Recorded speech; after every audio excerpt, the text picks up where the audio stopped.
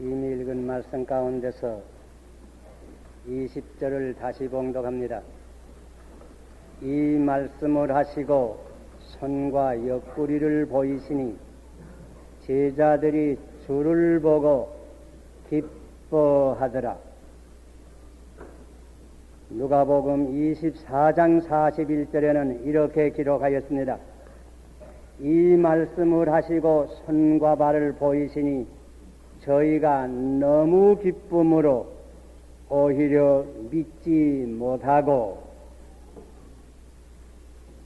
혹은 마태 28장 8절에 일찍이 무덤을 찾아간 여자들에게 대해서 이렇게 기록하였습니다. 그 여자들이 무서움과 큰 기쁨으로 무덤을 빨리 떠나 제자들에게 알게 하려고 다름질할세. 첫 부활주일은 큰 기쁨의 날이었습니다. 성경에 보면 크게 기쁜 날이 셋이 있습니다. 첫째는 천지 창조의 날입니다.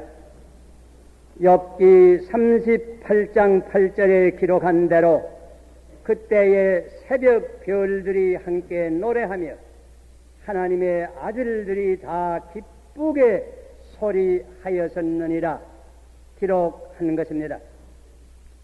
둘째는 주님이 탄생하신 날이 올시다. 누가복음 10장 10절에 기록된 대로 천사가 이르되 무서워 말라. 보라, 내가 온 백성에게 미칠 큰 기쁨의 좋은 소식을 너희에게 전하노라. 셋째는 주님의 부활의 날이 올시다. 너무 기쁨으로 믿지 못할 지경이었습니다.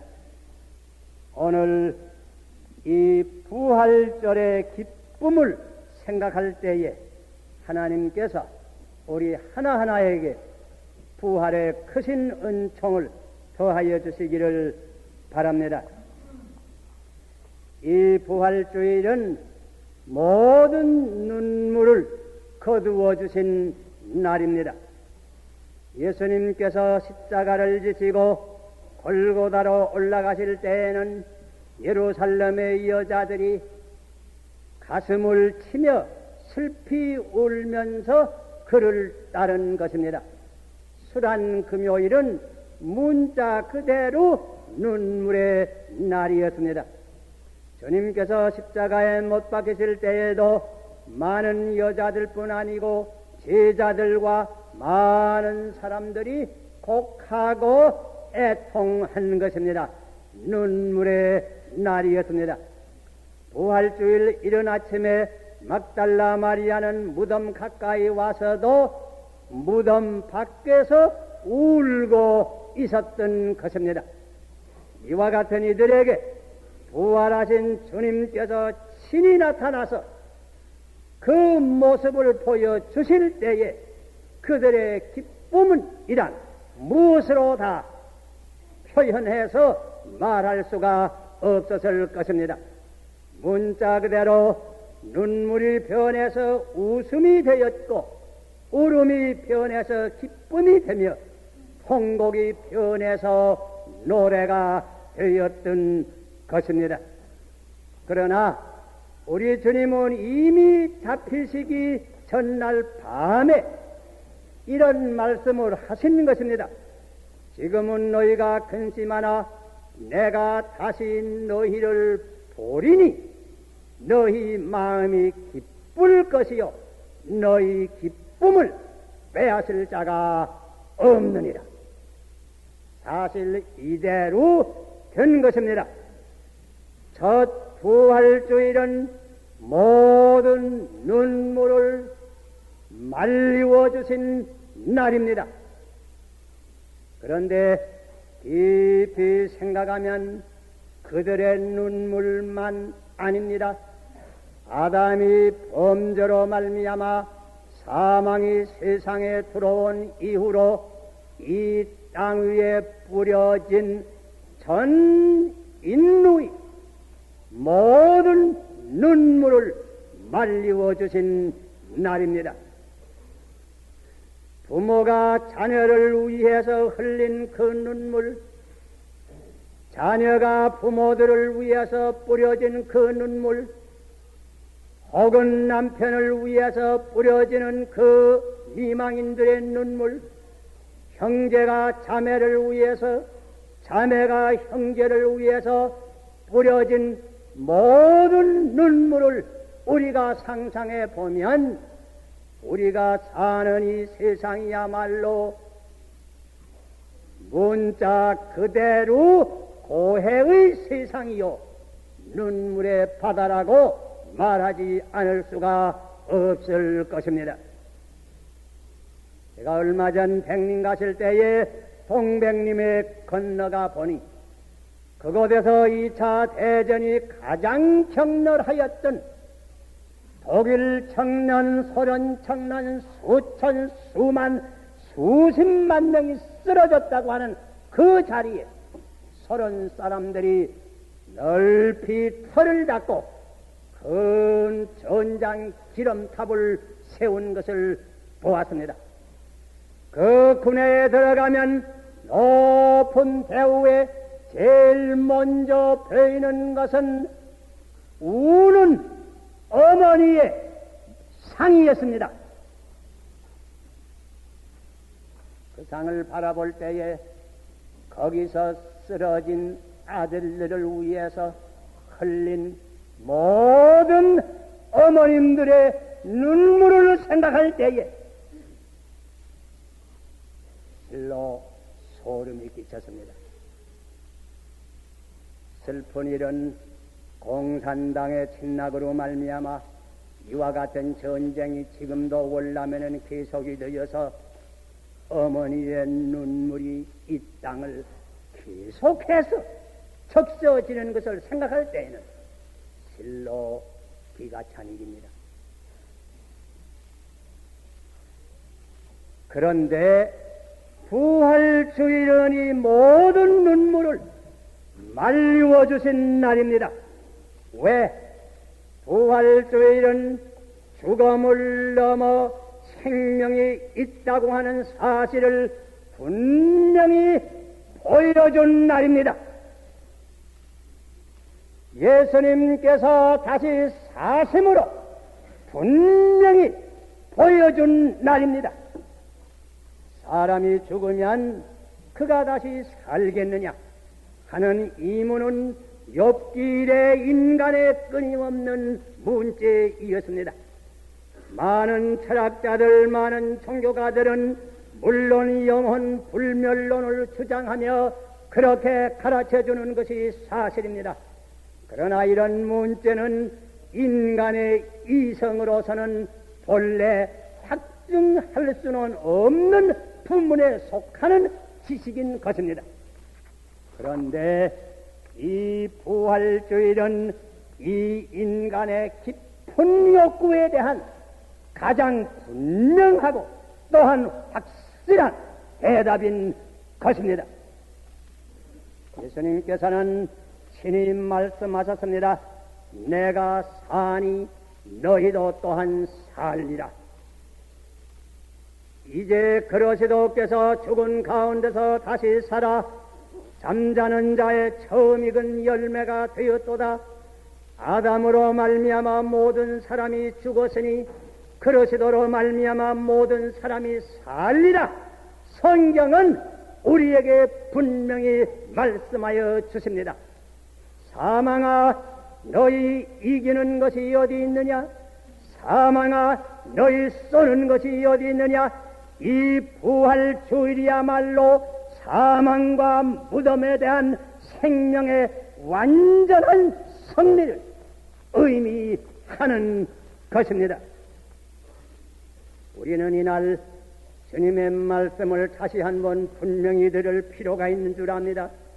나는 부활이요 생명이니 나를 믿는 자는 죽어도 살겠고 살아서 믿는 자는 영원히 죽지 아니하리라.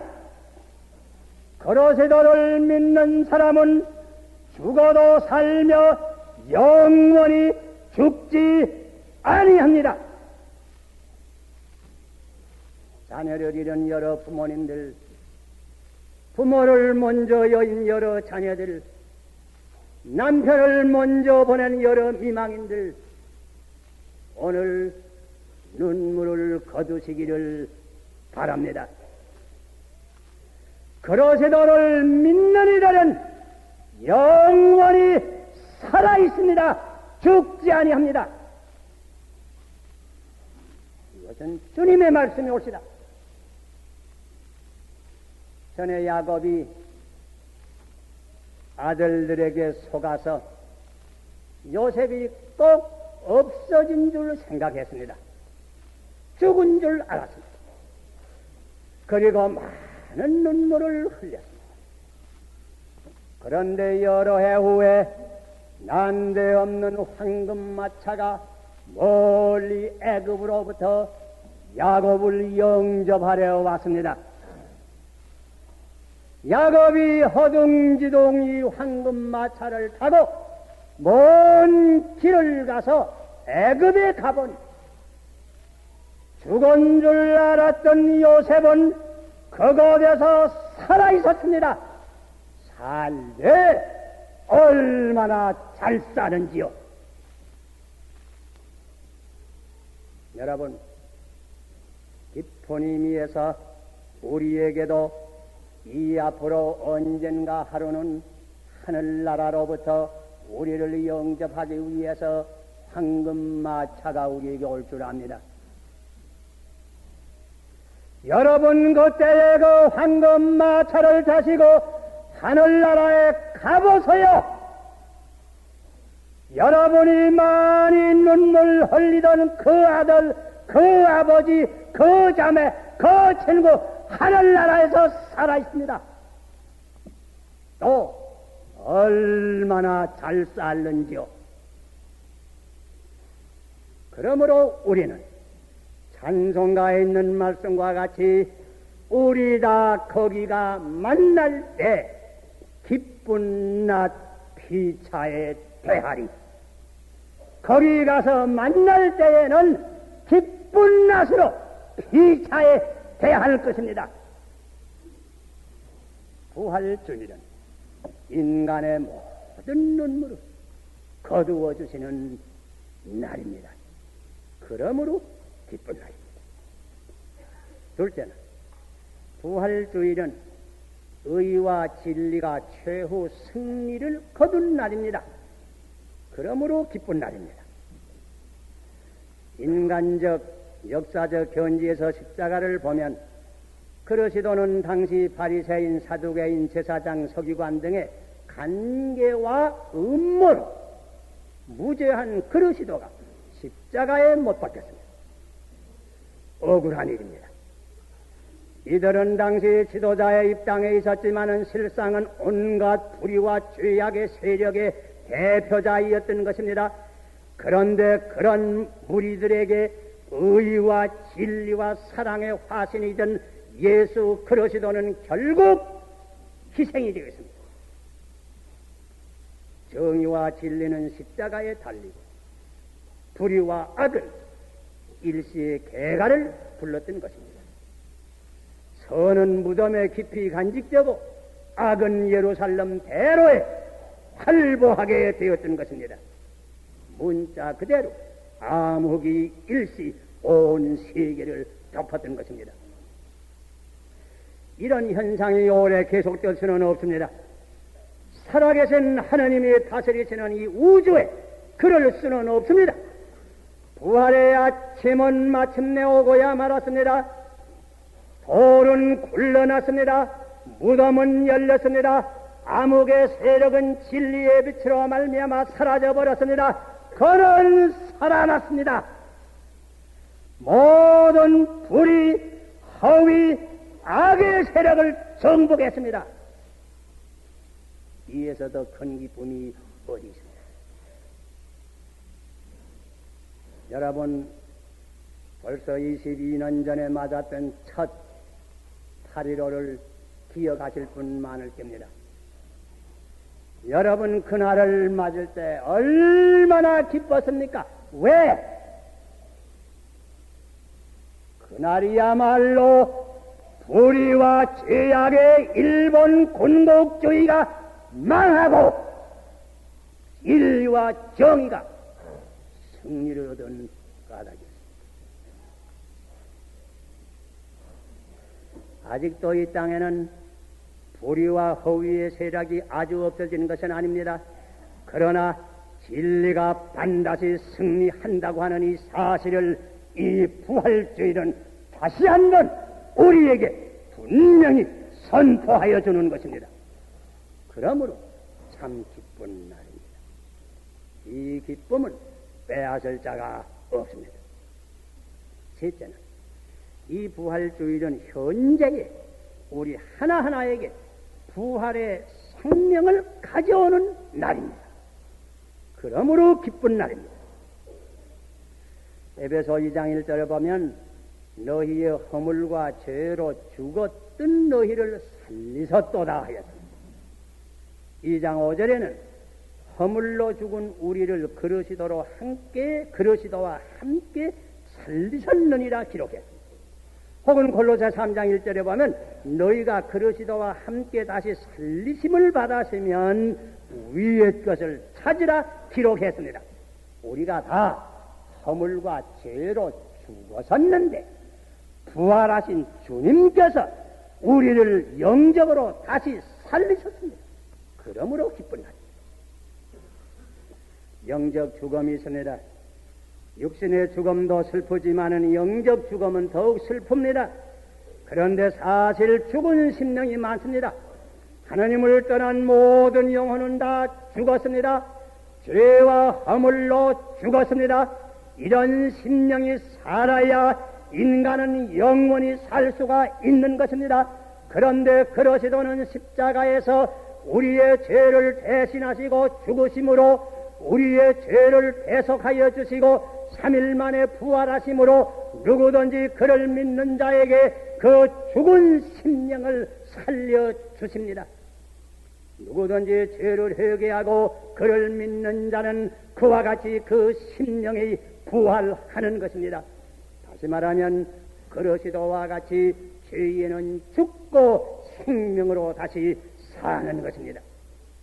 이런 의미에서 이날은 만민에게 영적 부활을 가져온 날입니다. 이 부활주일이 있으므로 많은 죽은 심령이 살아났습니다. 죄로 죽었던 옛사람을 벗어놓고 새 사람이 되었습니다. 새로운 비전을 가지게 되고 새로운 이상을 가지게 되고 새로운 목적, 새로운 사랑, 새로운 활동, 새로운 생활을 하게 되는 것입니다. 부활하신 주님은 현재에 우리에게 이 영적 부활을 가져왔습니다. 그러므로 기쁜 날입니다. 그래서 우리가 찬송가 있는 대로 내 주에도 처음 받은 날 참 기쁜 날이 아닌가. 내 기쁜 마음 못 이겨서 온 세계상 전하노라 간단 없이 노래를 부르는 것입니다. 이와 같은 옛날 얘기가 있습니다. 옛날 중고시대의 어떤 수도사가 성지 순례를 갔습니다. 갈바리산 근처에 돌아다니는 중에 뜻밖의 이 수도사는 예수님께서 십자가에 못 박히실 때 쓰시던 가시면류관을 발견했다고 합니다. 그 가시면류관은 보기도 험상스러운 가시요. 또 피가 묻었습니다.